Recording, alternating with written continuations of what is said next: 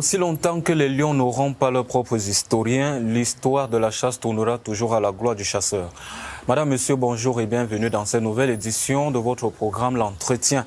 3 lions ont décidé de prendre en main leur propre histoire et depuis le 16 septembre 2023, ils ont décidé de marquer leur territoire à partir de la reconstruction de leur propre identité. Et il y a quelques semaines, justement, ils ont décidé d'initier leur propre web télé qui sera effective le 16 septembre 2024 pour définir leur propre narratif sans complaisance ni condescendance. Ces 3 lions ne sont rien d'autre que les 3 États membres de la Confédération de l'Alliance des États du Sahel. Pour en parler ce matin, nous discutons avec le professeur Chanda Tomé sur la dimension stratégique et politique de cette initiative médiatique. Bonjour, professeur. Bonjour. Professeur, le Mali, le Niger et le Burkina Faso lancent leur propre web télé le 16 septembre 2024 qui marquera justement le premier anniversaire de cette alliance. Comment vous accueillez cette nouvelle? C'est une très bonne nouvelle. Celui qui ne parle pas n'existe pas. Et celui qui existe sans parler est un esclave. Donc, ça veut peut-être tout dire. Tout ce que vous pouvez faire, si vous ne le faites pas savoir, si vous ne communiquez pas, si vous ne vous mettez pas en position de prévaloir ou à tout le moins de participer à l'intelligence collective, je dirais même universelle, par vos propres moyens surtout, en réalité vous demeurerez esclave. Vous savez, pendant longtemps on nous a trompés avec la littérature de l'oralité. Tout ça est passé aujourd'hui. C'est fini. On se rend bien compte que quand vous n'êtes pas connu, vous n'existez pas. Pour être connu, il faut vous faire connaître. Pour vous faire connaître, il faut poser des actes. Et pour poser des actes qui permettent de vous faire connaître, de connaître ce que vous pensez, quelles sont vos positions, mauvaises ou bonnes, il faut absolument que vous mettiez en place une stratégie pour cette cause-là. Quand on parle de stratégie, ce sont les outils. Et quand on parle des outils, il faut les accompagner de mécanismes normatifs précis. C'est cela. Et c'est pour cela qu'aujourd'hui, l'initiative de ces 3 pays est quelque chose d'extraordinaire. Je dois dire que 90%, 99 même % des informations qui atterrissent sur nos téléphones, sur les écrans de nos chaînes de télévision, sont en réalité déformées. Elles n'ont rien avec notre identité, avec nos systèmes de valeurs, avec nos pensées, avec nos coutumes, avec nos rites et traditions. Donc, ce qu'engagent ces 3 États, que vous appelez les lions, me semble d'une importance capitale pour l'Afrique, et même d'ailleurs pour l'humanité. C'est tout un pan de l'humanité qui se lève et qui en réalité veut se faire connaître par ce qu'elle pense, par ce qu'elle croit, par ce qu'il, s'il vous plaît, dit, et c'est cela qui est important. Alors, vous savez, je me souviens toujours des années de braise. On s'est levé le matin et RFI a dit quoi? RFI a encore dit quoi? Nous sommes encore dans l'esclavagisme communicationnel. Et c'est pas aisé du tout parce que on se rend bien compte que la plupart des choses que nous répétons au quotidien de manière inconsciente nous viennent directement de ceux qui nous ont rendus esclaves et qui continuent à nous traiter comme des esclaves, qui continuent à considérer nos États comme des possessions coloniales. C'est d'une importance dont tous les discours ne pourraient d'ailleurs pas situer, n'est-ce pas, la densité. Professeur, il faut noter que la plupart du temps, ces trois pays ont toujours eu à suspendre les médias internationaux, notamment ceux de France Média Monde, de ne plus exercer sur le territoire. Et c'est peut-être pour ça au lieu de suspendre ces médias, il vaut mieux lancer nos propres médias. Professeur, quelles peuvent être les missions de cette chaîne une fois qu'elle sera mise sur pied? Mais attendez, voilà, vous faites bien de poser la question. Il ne suffit pas de se déclarer indépendant ou de dire, même d'ailleurs j'ai acheté une voiture, il faut savoir conduire une voiture, il faut savoir ce que signifie indépendance.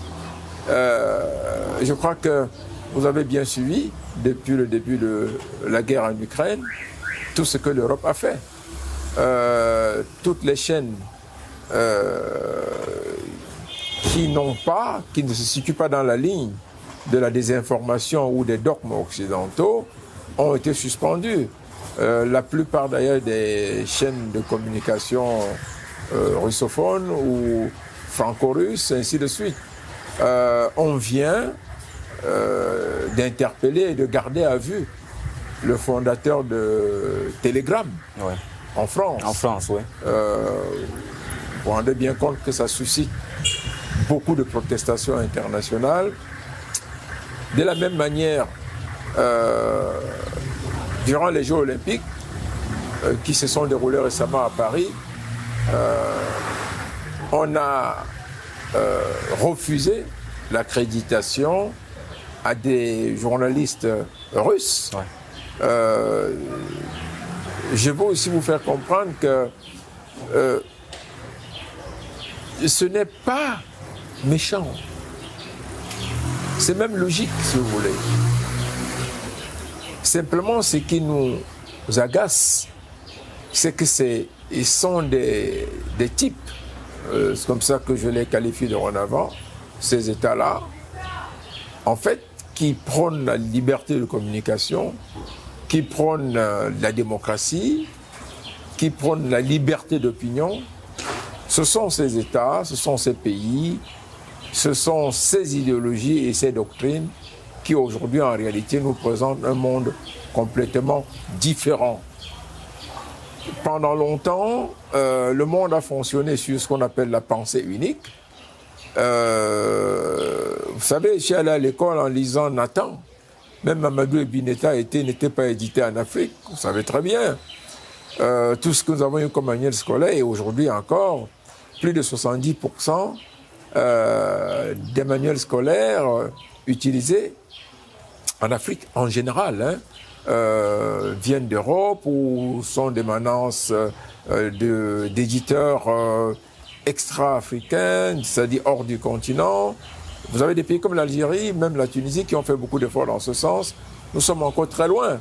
Vous prenez le cas du Cameroun, on a eu ici le CEPER, n'est-ce pas, qui a foiré. On a mal géré, on a volé, on a pillé. Ça a fermé pratiquement. C'est une entreprise qui justement a été dédiée à ce genre de choses, à éditer les manuels scolaires. Vous avez quelques petits éditeurs qui se débrouillent, qui se débattent, mais le cadre juridique administratif ne leur est pas favorable. Donc, quand vous parlez du contenu, c'est extrêmement important. Cette chaîne, en réalité, si on n'y prend pas garde, peut faire plus de mal que de bien. Peut faire plus de mal que de bien. Oui, si on n'y prend pas garde. Vous savez, je prends le cas de la libéralisation en Afrique, qui est une conséquence des conférences nationales, conséquences positives, si vous voulez. Nous nous rendons bien compte aujourd'hui que 90% des instruments de communication issus de cette petite révolution des années de braise reprennent simplement tout ce que les Occidentaux leur balancent, tout ce que les vrais détracteurs de l'Afrique leur balancent. Et j'ai saisi l'occasion pour regretter, mais de la manière la plus dure, la destruction des agences de presse en Afrique. Il y a eu Cam News qui n'existe plus. Moi, quand je reviens au Cameroun en 1984, Cam News faisait un joli travail. Je me souviens de Jean Gangeux, son directeur, C'était quelque chose d'extraordinaire. Vous avez la répétition de la même situation en Côte d'Ivoire, au Sénégal, un peu partout. Et c'est très très grave. On en est encore à se référer à ce qui nous vient des agences internationales. Vous savez, un pays comme la Chine a commencé par là. Ils ont créé une agence et ils ont commencé à disséminer à travers le monde. Et puis, on a même insisté que les instruments de communication chinois ne reprennent que les informations, n'est-ce pas, de l'agence chinoise de presse. Ce qui me paraît fondamental. Nous sommes endormis. Pendant longtemps, nous avons cru que les histoires comme Reuters, AFP et tout, c'était du bonbon, c'était c'était de bonnes sources d'informations. Tout cela est manipulé aujourd'hui. Google est manipulé. Votre ordinateur portable, vous ne le contrôlez pas. Microsoft vous donne des instructions là-dessus. Vraiment, il faut aller beaucoup plus loin. Le contenu sera extrêmement important. Mais avant le contenu, ce sont des êtres humains qui façonnent le contenu. C'est un peu comme un ordinateur. Les ordinateurs fonctionnent sur des logiciels.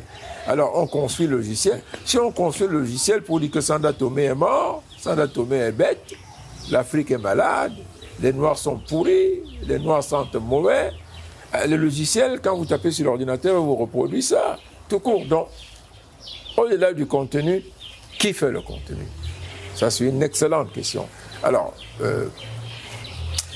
c'est vous dire qu'il ne s'agit pas simplement de créer des instruments de communication, ni de fabriquer des contenus, mais la qualité des ressources humaines compte. Et puis, j'aime mieux aujourd'hui, ne suivez pas le discours de libéral, liberté d'opinion et tout ça. Ça, c'est des conneries. Moi, je peux vous le dire objectivement.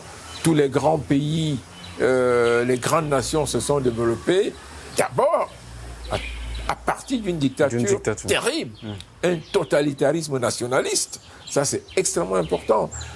Il faut des gens ultra-nationalistes. Je dis bien ultra, je pèse mes mots, ultra-nationalistes. Vous voyez, regardez un peu comment marche le monde aujourd'hui. Moi, j'ai dit, vous n'allez pas faire la télévision ou une chaîne de radio pour aller nous ramasser des individus qui ne peuvent pas vanter nos cultures, qui seront un peu timides devant un Européen qui vient leur tendre un micro ou des choses comme ça. Non. Nous avons besoin de ressources humaines extrêmement dures pour notre communication. Et cette communication s'impose.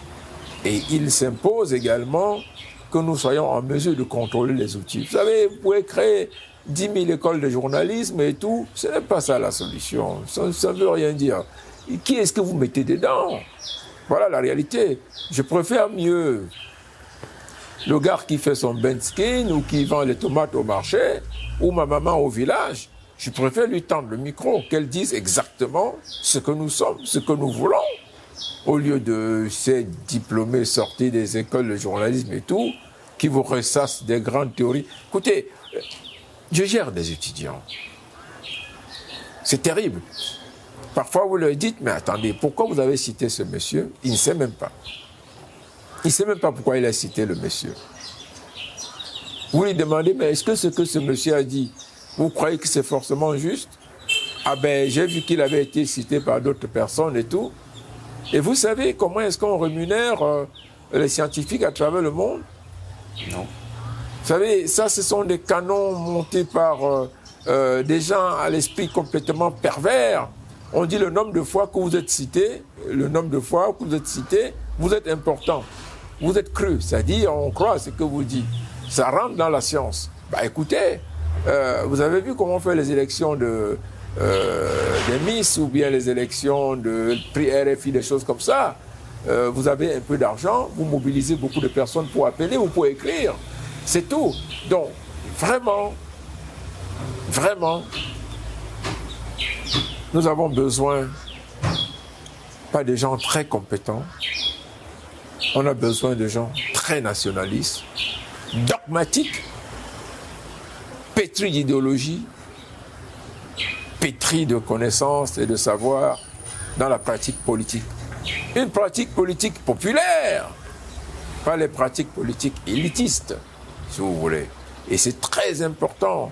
Avec la création de cette chaîne par les 3 pays, c'est un déplacement, c'est une déconnexion à partir de ce qui est dit, ce qui est consacré, ce qui est considéré comme la norme imposée par la pensée unique mondiale, dominée par un Occident condescendant, ultra-conservateur, lui-même insolent.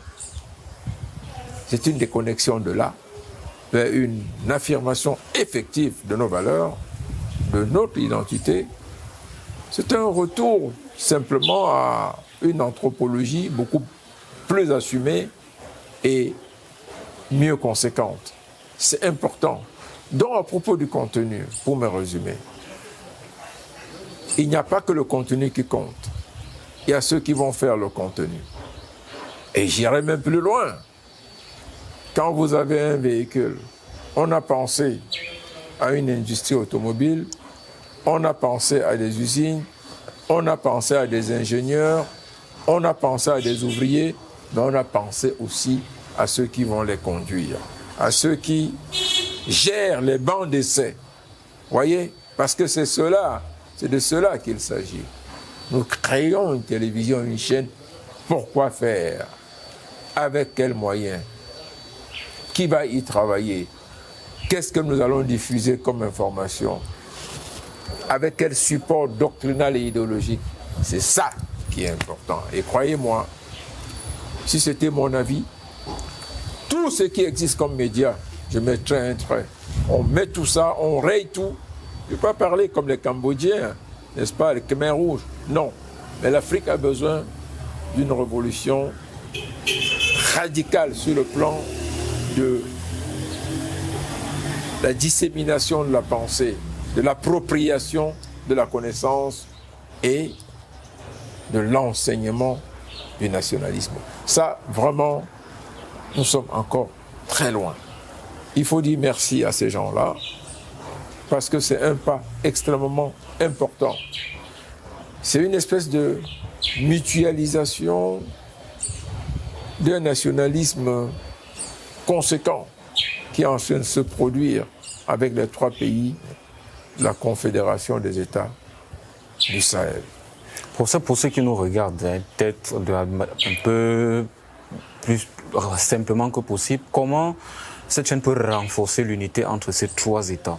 Je pose la question parce que certains estiment qu'il serait mieux que chaque État, indépendamment, crée sa propre chaîne qui va, bien entendu, promouvoir les valeurs de l'Alliance des États du Sahel, mais d'autres pensent plutôt le contraire.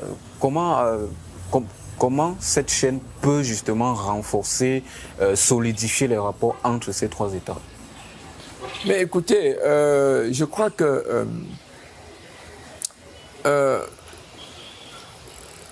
d'abord les rapports internationaux.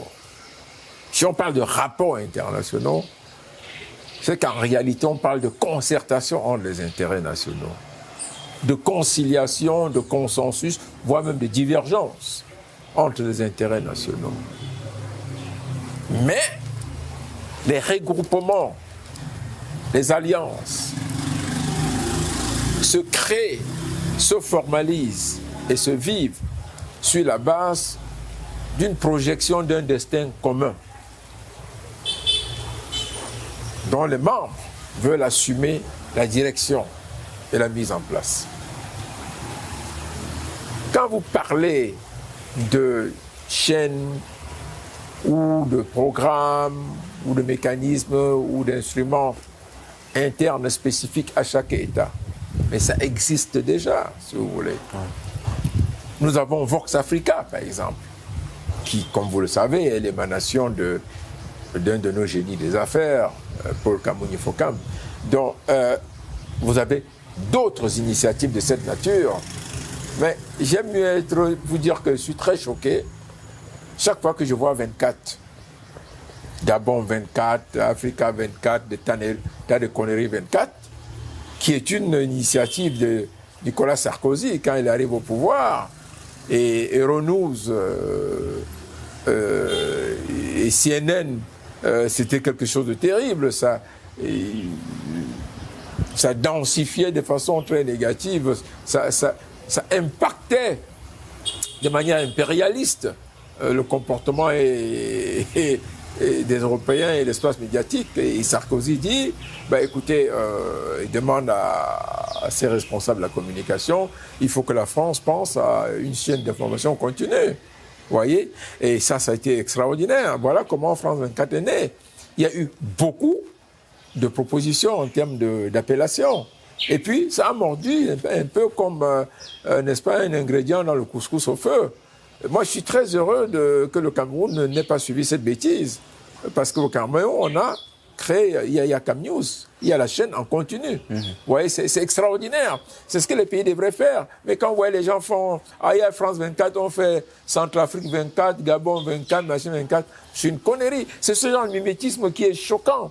Nous sommes capables de réfléchir. On a fait les mêmes écoles, on a parfois été major, si vous voulez. Alors, il ne faut pas que la peau blanche ou l'expatriation ou, n'est-ce pas, les complexes d'esclaves et de colonisés nous amènent à penser qu'en réalité, il faut aller là-bas ramasser tout ce qui est fait, tout ce qui est dit. Comprenez? Je fais la promotion de ceux qui peuvent penser par eux-mêmes, projeter leurs pensées et les imposer dans le concert concurrentiel des nations. Ça, c'est très important. J'arrive à écrire, d'ailleurs pas j'arrive, 90% de mes ouvrages n'ont presque pas de citations. Je refuse de citer les gens. Où vous êtes vraiment un individu bien constitué, attendez, vous faites l'école, depuis l'école primaire, depuis Mamadou et Bineta, 1, 2, 3, 4, vous êtes docteur, professeur, tout ce que vous voulez, médecin, ingénieur, et vous êtes incapable de cocher, de contribuer, de participer à la formation d'une intelligence universelle dans un domaine précis où vous travaillez, où vous vous formez depuis des années. C'est une honte. Comprenez, encore aller s'asseoir à la bibliothèque, prendre tel livre, prendre tel autre. Non. Le référentiel, en réalité, est simplement un apport pour la maîtrise, la compréhension et la connaissance de toutes les mutations qui existent dans un secteur de la science précisément, de toutes les évolutions, de toutes les contributions. Mais vous, déterminez-vous d'une manière ou d'une autre. Mettez les pieds dans le plat. C'est parce que M. Nkoa aurait dit que le ciel est bleu, lui pense qu'en réalité qu'il y a des taches à tel endroit, ainsi de suite. Des gens avaient dit le contraire, que M. Nkoa ne sera pas cru. Non, pas du tout. Et là, j'en viens, n'est-ce pas, à votre question initiale. Non, non. Cette chaîne est importante parce qu'en réalité, ils veulent montrer qu'il est possible de panafricaniser la communication. Tout court, aussi simple que ça. Ces pays disposent des moyens de communication, des instruments nationaux, si vous voulez. Mais ils vont beaucoup plus loin dans une démarche d'intégration. C'est ça. On peut faire ensemble, on peut mettre ensemble. Si vous voulez, ça s'applique là comme ça s'appliquerait ailleurs. On a parlé d'une compagnie aérienne de la CEMAC, personne n'entend plus parler. C'est une grosse honte. Il a existé une compagnie aérienne, n'est-ce pas, Middle East Africa Airways. Donc, vous avez toutes ces choses-là. On a une compagnie aérienne en Afrique de l'Est qui n'existe plus. On a eu Air Afrique. Vous connaissez comment Air Afrique est tombée. Mais aujourd'hui, avec la théorie des alliances, si vous voyagez beaucoup, vous avez entendu parler de Star Alliance, ainsi de suite. Vous avez Air France, KLM, Lufthansa. Et les gens se sont regroupés pour mutualiser leurs efforts, n'est-ce pas, pour ne pas dépenser trop d'énergie dans les réservations, les annulations, ainsi de suite. On compense, on annule des frais, patati et patata. Mais dans le cas actuel, il ne faut pas faire de confusion. Ce que ces États font, les 3 États, la Confédération des États du Sahel, c'est un défi, si vous voulez. Ils introduisent une démarche d'enseignement et de renseignement pour les Africains, si vous voulez. On peut encore se mettre ensemble pour faire beaucoup de choses. Quand le Mali a rompu ses relations diplomatiques avec l'Ukraine, tout de suite, le Niger, le Burkina ont emboîté le pas. Mais c'est une honte que les autres pays n'aient pas emboîté le pas. Vous comprenez? Ils veulent démontrer aujourd'hui que les Africains sont mûrs pour faire des choses ensemble et pour vraiment décider qu'ils ont compris le monde et qu'ils veulent faire aujourd'hui pour s'imposer dans le monde. Ce n'est pas qu'il n'y ait pas de télévision ou de radio au Niger, au Burkina ou au Mali. Non, en réalité, c'est un message fort. Et je reviens là-dessus pour dire, c'est une honte. Vous avez un pays qui reconnaît officiellement qu'ils ont envoyé des mercenaires pour attaquer un pays africain souverain, se lier avec des terroristes internationaux pour attaquer un pays africain souverain, et les autres ne disent rien. Je n'ai même pas vu des protestations. Aucune communication. L'Union africaine l'a faite, mais croyez-moi, ce n'est même pas de la lâcheté, c'est de la trahison. Ce n'est pas bien. C'est pour cela, toutes ces situations-là aujourd'hui,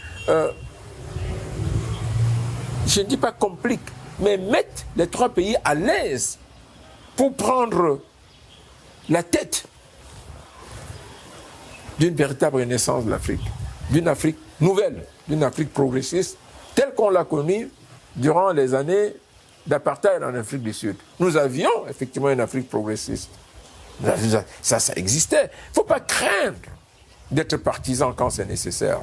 Moi, je prêche généralement la médiation et le dialogue, mais attendez, pour faire la médiation et le dialogue, et même pour faire la paix, il faut d'abord avoir les armes de son affirmation personnelle. Si vous n'êtes rien, personne ne vous prendra pour rien. Si vous n'avez rien, si vous ne montrez rien, personne ne vous acceptera autour d'une table. On va continuer à vous écraser. Donc, la situation est celle-là aujourd'hui. Nous avons des pays qui se lèvent aujourd'hui. Je m'en fous. Je vous ai déjà dit à plusieurs reprises, l'idée de régime militaire, coup d'État et tout, c'est des conneries. Et il n'existe nulle part des écrits et personne n'en a le droit pour dire que les modes d'accession à la tête des États doit être ceci, la démocratie, les élections, machin. Ça ne veut rien dire tout ça. Comprenez? Encore qu'en réalité, le monde fonctionne sous le régime de la force.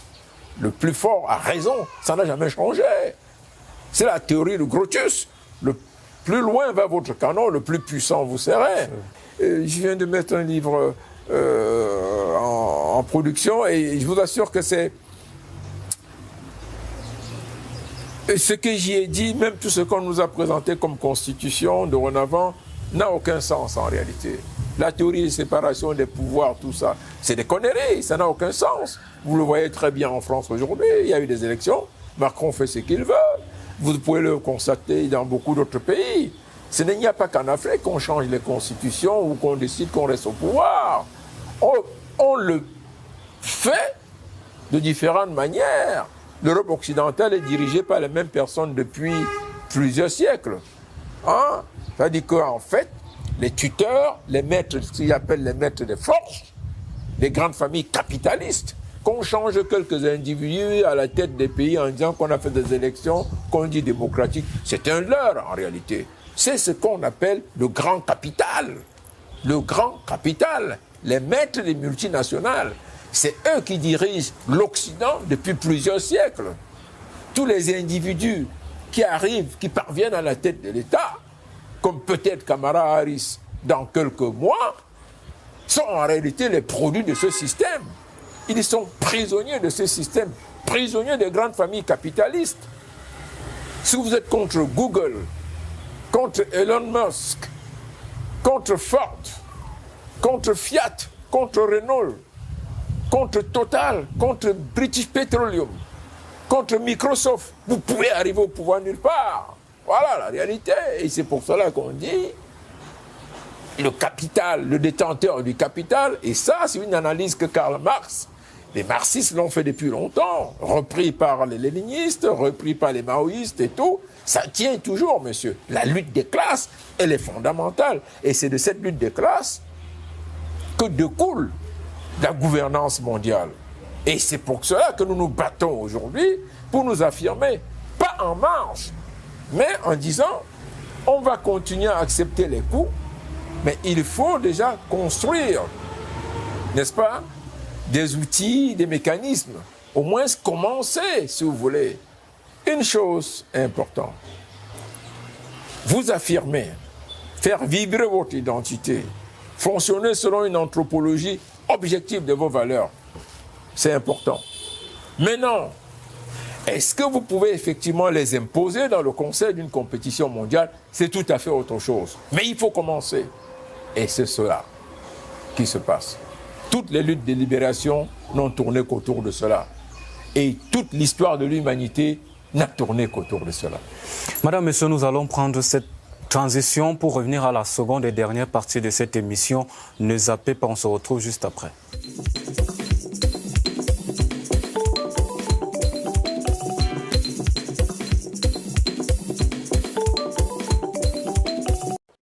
Africa TV, au-delà des idées reçues. Professeur, poussons l'analyse un peu plus loin, puisque nous parlons d'un projet de panafricanisme. L'AES, ou du moins la chaîne de télévision qui sera opérationnelle, c'est une continuité du panafricanisme. Mais j'aimerais que nous nous appesantions un moment sur la durée. Quelle est la stratégie qui peut être mise en place pour que ces trois hommes, même s'ils ne sont pas là, c'est pas que nous ne souhaitons pas qu'ils soient plus là, mais quelle stratégie mettre en place pour que la chaîne, une fois mise sur pied, perdure, de sorte que le temps qui a toujours été un problème, surtout pour nos États africains, n'en soit pas véritablement un. Quelle est la stratégie pour mettre en place, de sorte que même si ces trois chefs d'État ne sont plus là, la chaîne de télévision puisse continuer et surtout faire valoir l'idéologie prônée par l'Alliance des États du Sahel? Vous savez,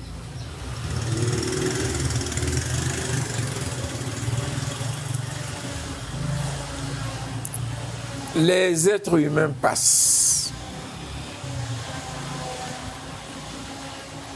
mais l'histoire continue. Et les œuvres de ces êtres humains perdurent physiquement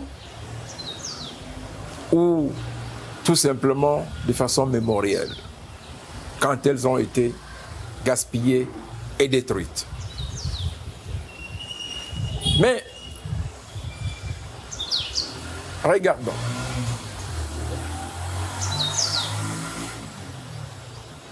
Nous parlons des États, trois États. Les États du Sahel. Nous parlons de l'Afrique. Oui. Donc en fait, nous parlons de vous et de moi. Tout à fait. Nous parlons du présent et du futur. Oui. Et la question que nous nous posons, comment faire pour que les œuvres du présent perdurent? Et vous me demandez si des personnes disparaissent, quelles sont les garanties, quelle stratégie en plus, surtout pour que leurs œuvres perdurent.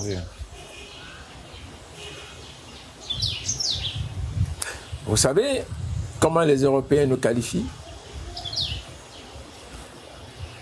Quand ils veulent nous insulter jusqu'à nous jeter par terre, ils nous appellent prédateurs.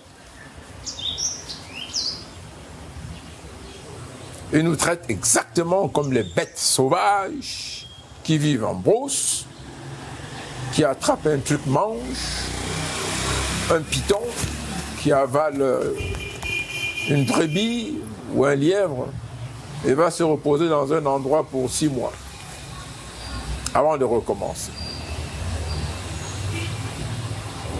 C'est vous, c'est moi, c'est tous les Africains qui doivent aujourd'hui prendre conscience que l'on travaille au quotidien. C'est vrai, pour répondre à des besoins d'un présent, mais également pour construire un futur.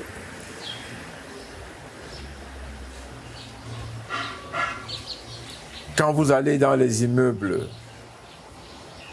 administratifs, les services publics, dans le monde,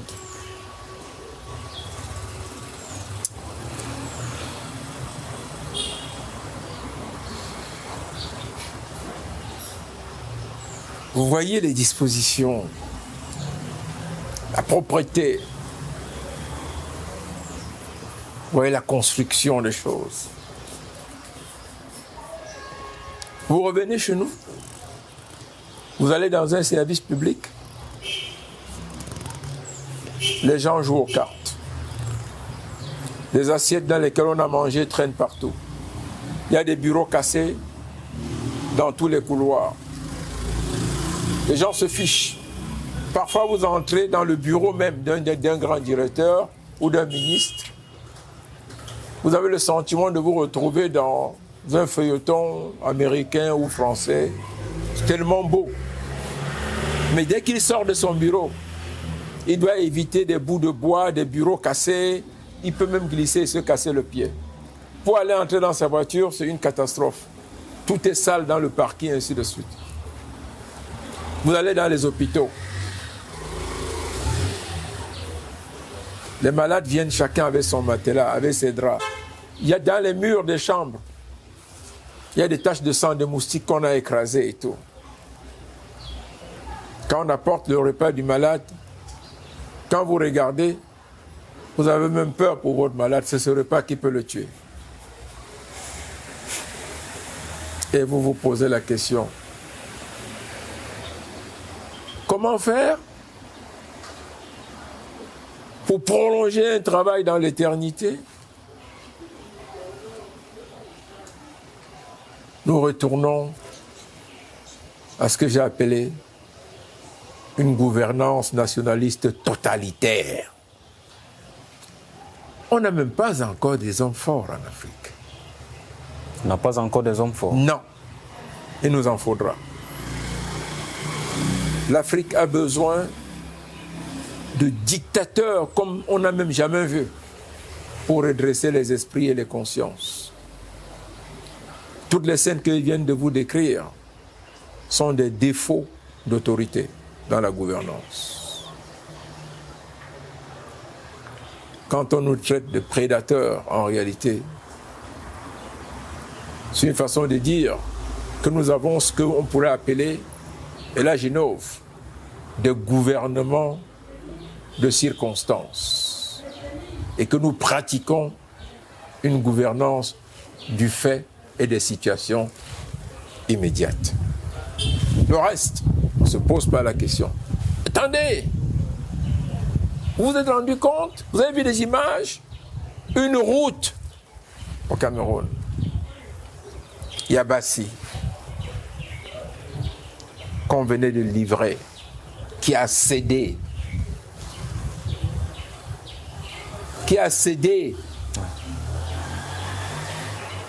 comme une pâte mal malaxée. Vous croyez que c'est une malfaçon divine? Non. Non. C'est vrai qu'il faut relativiser. Parce qu'il y a beaucoup d'histoires dans le monde où des ponts ont cédé. Ouais. Le terminal E, qui est le plus grand terminal maintenant de l'aéroport de Roissy, ouais. On a dû reprendre parce que ça avait... La première construction avait cédé complètement. C'est vrai. Mais il faut que ce soit l'exception, pas la règle. L'embêtant, c'est que chez nous, c'est la règle en Afrique. Vous savez, Je vous l'ai dit tantôt. Ce ne sont pas les idées qui nous manquent. Peut-être même pas les moyens. Nous sommes riches, très riches même. Ce sont les hommes que nous mettons à appliquer les idées et à faire fructifier nos richesses, à les transformer en atout pour la construction d'un bonheur au présent et pour les futures générations. Il est vraiment temps de penser une Afrique qui travaille pour le présent et qui travaille pour demain. Non. Ne vous posez pas trop de questions. C'est vous, c'est moi et c'est tous les Africains qui devons nous interroger sur le lendemain. Vous savez, je suis conseil de beaucoup d'investisseurs étrangers. J'ai assisté à une scène récemment au tribunal. Un jeune avocat qui a volé beaucoup d'argent à un investisseur belge.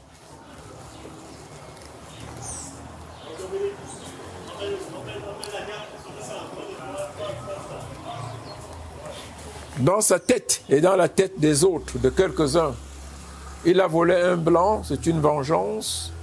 On ne doit rien dire, les blancs nous ont volé beaucoup de choses. Ce n'est pas un discours qui passe.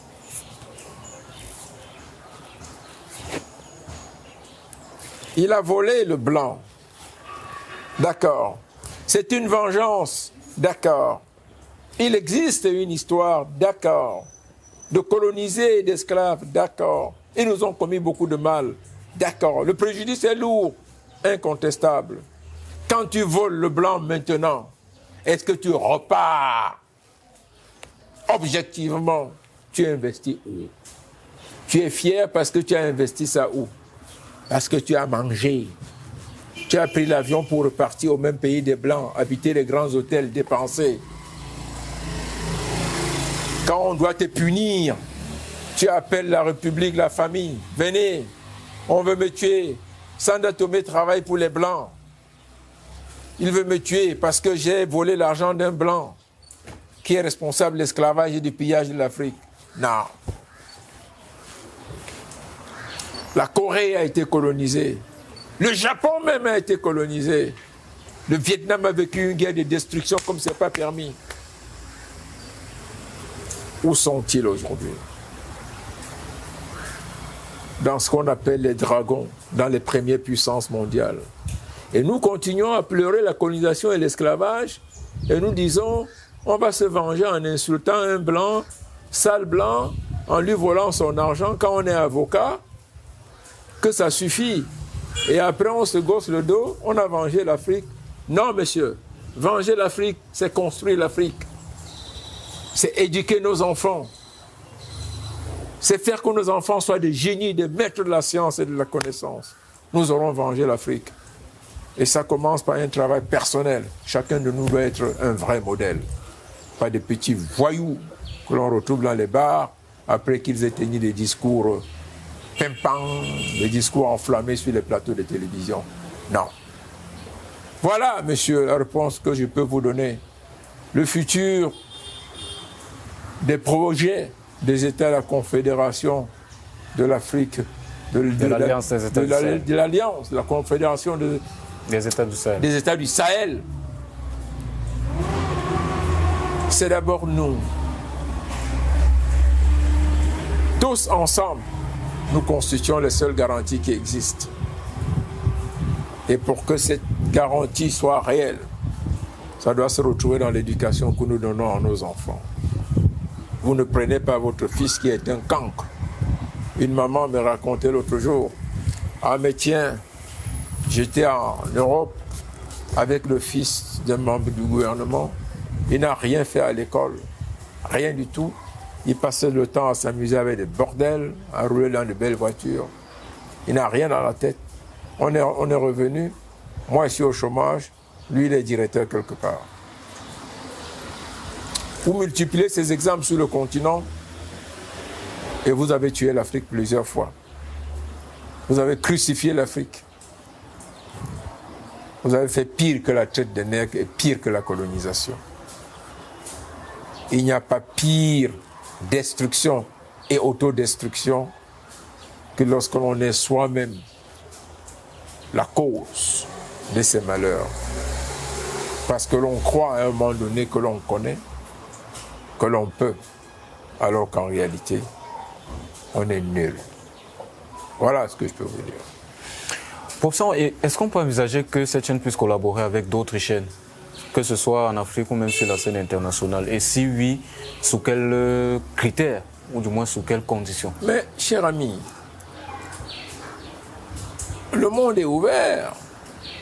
Personne ne peut plus vivre comme Robinson Crusoe, je regrette, dans l'autarcie. Le monde est ouvert. Ce que nous demandons, ce n'est pas de nous enfermer ou de nous fermer. Ce que nous demandons, exigeons pour nous-mêmes, c'est de nous affirmer d'abord, de faire valoir ce que nous sommes et de le faire utilement et positivement, pas négativement, dans une forme d'ostentation subjective et négative. On prétend, on veut, et à la base, il n'y a rien. Non. Non. Ce que nous voulons, ce que nous demandons, c'est que demain, on puisse tourner un bouton en France, aux États-Unis, en Allemagne, en Argentine, et qu'on entende une voix d'Africain qui dicte, lui, sa part d'information telle qu'il la comprend dans le monde. Ce que nous voulons, c'est qu'à nos enfants qu'on enseigne. Moi, je me suis rendu en Espagne, à Barcelone, et Toyota a encore joué là-bas.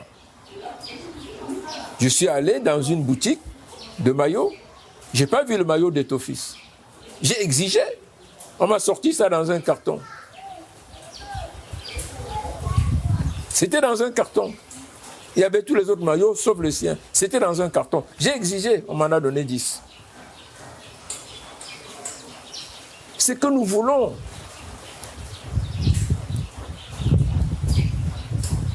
c'est qu'en France, aux États-Unis, on puisse faire des paris sur des courses de chevaux qui se passent en Afrique. Si ce n'est pas comme ça, on bannit ça en Afrique. C'est quoi cette histoire PMUC et tout ça? On bannit ça. Si nous ne pouvons pas créer la contrepartie tout de suite, on bannit ça. Aussi clair que je vous le dise. Parce que c'est plusieurs milliards qui s'envolent. C'est une extraversion terrible. C'est même une punition. Pourquoi nos dirigeants laissent tout ça se faire? Si nous ne pouvons pas, les jeux du hasard, il faut les bannir. On doit les interdire. Parce que c'est une colonisation supplémentaire. Vous restez ici pour parier sur Barcelone contre Real de Madrid, Paris Saint-Germain contre Botafogo, je ne sais pas quoi. C'est quelle histoire ça? C'est quelle histoire ça, messieurs? Est-ce qu'en France, en Espagne, on parie sur Tonnerre contre Union? C'est quelle histoire ça? Non. Je crois que il faut s'assumer de manière complète. Il n'y a aucun détail qui doit être laissé au hasard. Tout ce qui nous entoure renferme une forme de compétition mondiale, une forme de guerre des civilisations, une forme de lutte entre les cultures et les mœurs. Il faut en être conscient en permanence. Il faut porter ça dans l'esprit. Le monde n'a jamais cessé d'être en guerre. Chaque fois qu'on parle de la paix, c'est une guerre douce. Et c'est d'abord la guerre des valeurs. Et la guerre des valeurs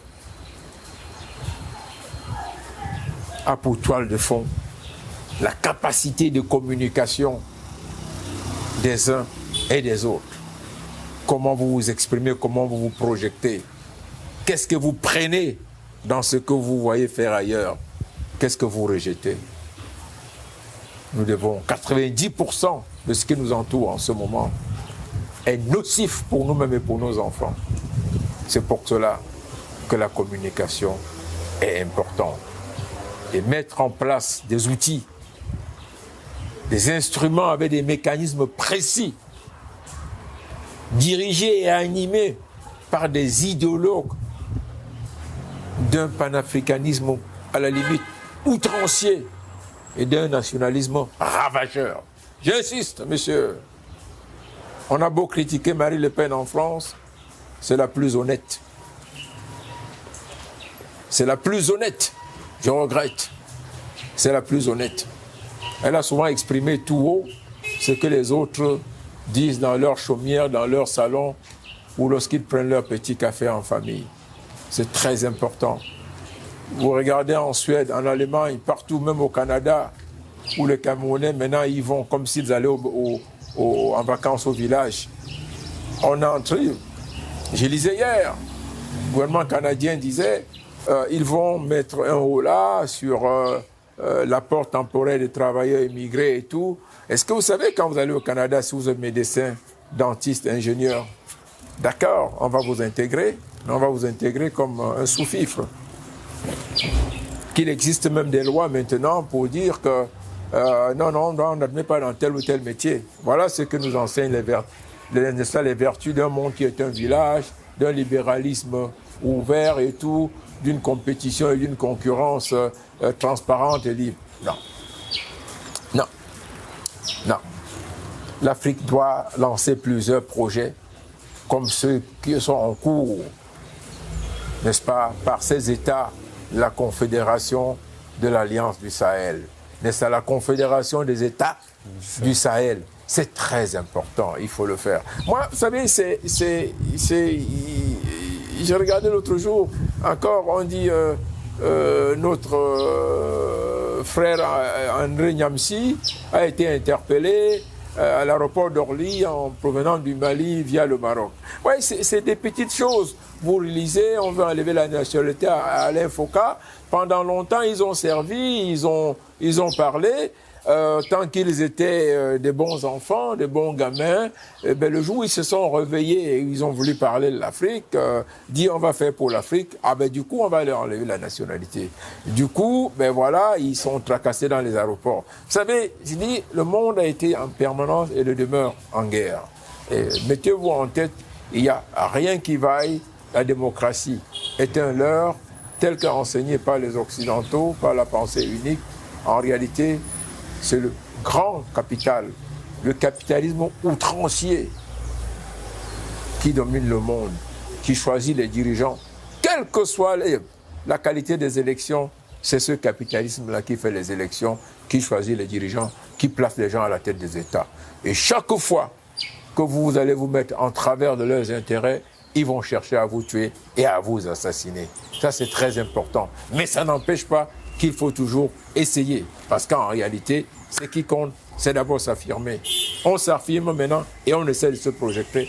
Et on essaie de construire des rapports de force différents et avantageux. Si on ne peut pas, on laisse à la postérité. On aura posé les jalons. Pour sortir, quel peut être je ne sais pas, loin d'en faire une prospective, quel pourrait être le prochain défi de cette confédération de l'Alliance des États du Sahel? Parce que la communication est déjà mise en place, ça y est, ils vont lancer, la chaîne de télévision sera opérationnelle. Mais après ça, quel pourrait être le prochain enjeu, le prochain défi de cette confédération? Le premier défi, c'est que vous et moi, qu'on adhère à leurs idées. Ouais. Que vous et moi, qu'on embrasse exactement ce qu'ils font. Ça, à mon avis, c'est le plus grand défi. Leur démarche, maintenant, c'est de se faire entendre et de se faire comprendre. Pour un Africain réel, fondamental, qui sait ce que l'histoire de l'Afrique est, qui comprend ce que le monde est en réalité, il n'y a pas besoin de campagne ni de communication pour que nous comprenions que c'est un projet essentiel. Pour les défis, je sais qu'ils en ont plein la tête, je leur fais confiance. Et pour... pardonnez si j'insiste toujours sur la notion de durée, parce que on a toujours fait ce constat. Est-ce que vous ne pensez pas, certes on n'a pas encore des hommes forts, mais est-ce que vous ne pensez pas également que les institutions fortes serait justement je vous ai parlé une belle voie. Je vous ai parlé de problèmes de gouvernance. Oui. Vous comprenez? Ne reprenez pas tout ce que Clinton disait à l'époque. L'Afrique n'a pas besoin d'hommes forts mais d'institutions fortes. C'est un mensonge. Voilà, ça fait partie des très très grands mensonges. Oui. C'est les hommes forts qui font les institutions fortes. C'est les hommes forts qui ont construit le monde. Ça, c'est très important. C'est des personnalités transcendantes, dominantes, qui font le monde. Vous comprenez? Ça, c'est des gens comme Mao, comme Lénine, comme Staline. Vous comprenez? C'était des gens d'une statue exceptionnelle, comme Poutine aujourd'hui. Vous comprenez? Poutine, en 20 ans, a porté la Russie d'un pays qui était complètement tombé à la 5e puissance économique mondiale. Et il dit qu'il va aller plus loin. Ça me paraît fondamental. La Chine, pensez que la Chine, c'est quoi sans Mao? C'est des personnalités fortes. Ça, c'est un discours à l'occidental. Non, monsieur, l'Afrique a besoin d'hommes forts. Merci absolument pour ça. Madame, monsieur, voilà qui met un terme à cette autre édition de votre programme, l'entretien. D'ici là, restez en compagnie des programmes de Wafrika TV et disons-nous à très bientôt pour une nouvelle édition.